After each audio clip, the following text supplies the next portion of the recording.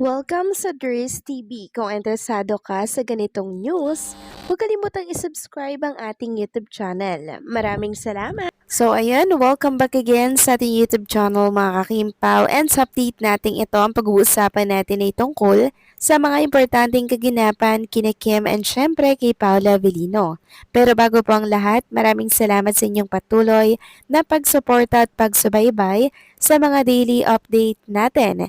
Kaya naman bilang pasasalamat, narito po ang ilang napili kong komento patungkol ito sa naging previous update. Una komento mula po ito kay Ginang Arlene Casis. Sabi niya, hindi kaya may pahiwatig si Paulo sa post niya, Miss Dres, na imong Mama Blue, hindi kaya? Alam mo na, Miss Dres, anong ibig kong sabihin? Dinulo lang, Miss Dres, pero sa amin talaga mga Bisaya, Miss Dres, ang mama ay mapagmahal, maalaga, at handang makinig at tumulong sa anumang mga pagsubok na darating sa buhay ng mga anak niya, at walang kahit sinong tao ang pwedeng pumalit sa buhay natin sa ating mama or inay or nanay. So maraming salamat sa komento, Ginang Arlene Casis. So nag-search nga po ako ano po talaga yung meaning ng imong Mama Blue. Ayun nga po, life-changing. And ito yung taong hindi kay iwan at iyong takbuhan. Kumbaga, iyong comfort zone mga kakimpaw. Pero sana tama po yung iniisip nyo, Ginang Arlene Casis, kasi yan din po ang gusto natin at gusto po ng marami. Alam nyo na, dilulu po tayo. Wala namang masama doon mga kakimpaw dahil dito po tayo masaya at nag enjoy. Wala naman po tayong tinatapakang tao, kaya okay lang po magbigay ng opinion and pagkadilulo, 'di ba? Kasi dito tayo masaya at enjoy na enjoy naman tayo dito. So maraming salamat sa komento, Ginang Arlene Casis. God bless po and mabuhay kayo. At ang next comment naman mula po kay Kitty Bell. Sabi niya, yan ang magandang comment, positive, hindi yung kung anong anik-anik dyan na puro pagdududa lalo na walang ebidensya at nabasa lang sa mga di naman kilalang showbiz, reporter or bashers. Yung iba, sinasabi panatag na, pero pag nakabasa ng negative, bilis mag-twist. Doon tayo sa mga pangyayari na aktwal. Galing lang ni Paulo, dami ko ngang nababasa na siya ay adopted child na ng Cebu. Ang daming nagmamahal sa kanya, para siya nga lang ang tao sa float nila. Yung iba di na naisigaw ang pangalan, puro Paulo na lang. So maraming salamat sa komento, Ginang Kitty Wells. Yes, tama po kayo dyan. Ito dapat yung pinagkakalat, yung positivity and syempre yung kabutihang ginawa po ni Paula Avellino diyan po sa Sinulog. Talagang grabe po mga kakimpaw, super kind ng isang Paula Avellino, and attentive po siya sa mga taong nasa paligid niya, ha, and siya po talaga yung naging boses para po mabigyan ng tulong yung taong nangangailangan po ng medic nung nakaraan sa Cebu. Kaya kudos kay Paula Avellino. So instead na mga paninira at pambabatikos ang ipakalat, ito yung mas maganda mga kakimpaw, nang sa ganun mas makilala nila si Paula Avellino na ang Paula Avellino na to, kakaiba talaga siya mga kakimpaw. Ibang-ibang Paula Avellino, super kind, kaya hindi ako nagtataka kung bakit siya po yung nagustuhan ni Chunita Princess mga kakimpaw, dahil ito yung isa sa mga gusto ng babae. Diba? Yung gentleman talaga, yung kind, mabait, diba? And syempre, matulungin mga kakimpaw.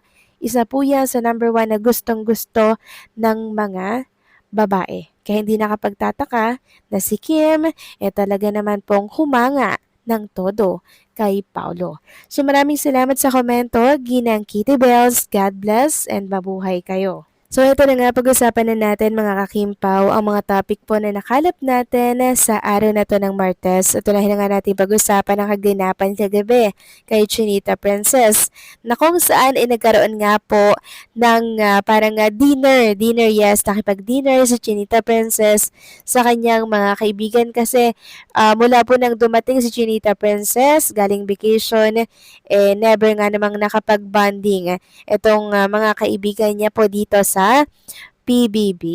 So sabi nga dito, dahil hindi nagkita mula nang dumating galing vacation, friendship bonding, ang dami niyang gift, luxury Paris perfume galing Europe. Napaka-generous talaga ang Queen Chu.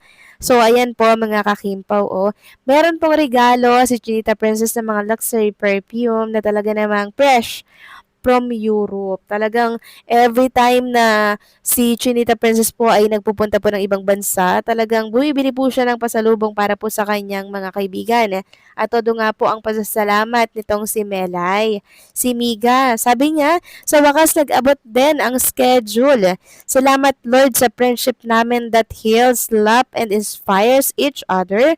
Okay naman sa heals, oy. Paalbularyo naman ang datingan namin sa isa't isa. Char-char lang. I love you all, Chinita Princess. Tinag niya po si Robby Domingo at ang marami pa pong iba na nakabanding po nila kagabi. PBB family po yan. Ngayon lang ulit sila kasi nagkita-kita mga kakimpaw. And then po yung picture ni Chinita Princess na kung saan ay salo-salo talaga sila together, nag-dinner sila together, and talaga namang nakakatuwa dahil syempre, nakapag-relax si Kim Chiu kasama kanyang mga kaibigan. Samantalang next topic naman tayo, pag-usapan natin ang tungkol naman dito sa isang write-ups para yan kay Janine and kay Chinita Princess. Sabi dito sa write-ups ng Abante, hanggang ngayon ay buhay na buhay pa rin pala ang mga talakan o awayan sa pagitan ng mga fanay ni na Kim Chiu at Janine Gutierrez. Nagugulat kami dahil sunod-sunod na bumulaga sa ex account at pati sa ibang social media namin ang talakan ng fans ng dalawang aktres. Obviously dahil yon kay Paula Avellino. Mukhang hanggang ngayon ay may patutsada pa rin mula raw sa mga panay ni Janine na kesyo si Kim ang humahabol o patay na patay kay Pau. So sinasagot naman ito ng mga panay ni Kim. Tinatawag namang Nepo Baby si Janine ng mga fan ni Kim. Bukod dito, tinatawag din na Starlet. Nako, teka lang, ilan na rin ang mga nakuhang acting awards si Janine. Bukod pa sa bida rin siya sa mga teleserye niya at movies ha. So paano siya tatawaging Starlet? Kaloka. Saka ang tagal ng hiwalay ni na Janine at Paulo at pareho na rin silang masaya sa kanilang love life. Kaya nakakaloka ang mga supporters nila na bangayan pa rin ang bangayan hanggang ngayon. Imagine daw masaya ng dalawa pero ang mga tagahanga nila maligalig pa rin. So, i-correct lang natin yung write-up sa mga kakimpa para hindi naman po naging sila ni Paula Avellino at ni Janine mga kakimpaw, hindi po ba? So, yung ilang fan po kasi ni Janine ang nagpapauna kaya dumedepensa lamang po ang mga fans ni Kim Chiu or ang Kim Pao para po depensahan syempre at ipagtanggol si Chinita Princess. Kasi hindi naman po yan makikipag-away itong mga Kim Pao fans kung wala silang nabasang mali or nakitang mali sa kanilang idolette or idolo, hindi po ba? Ito ba ay parang ano lang nila, parang pang-depensa kay Chinita Princess kasi love na love natin, di ba?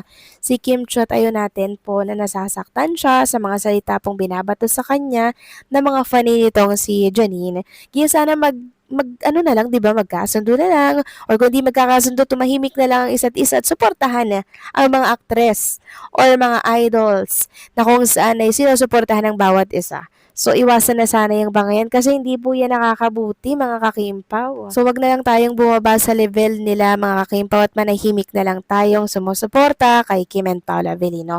So, paano mga kakimpaw, hanggang dito na lang po ang update natin at maraming salamat sa patuloy na pagsuporta.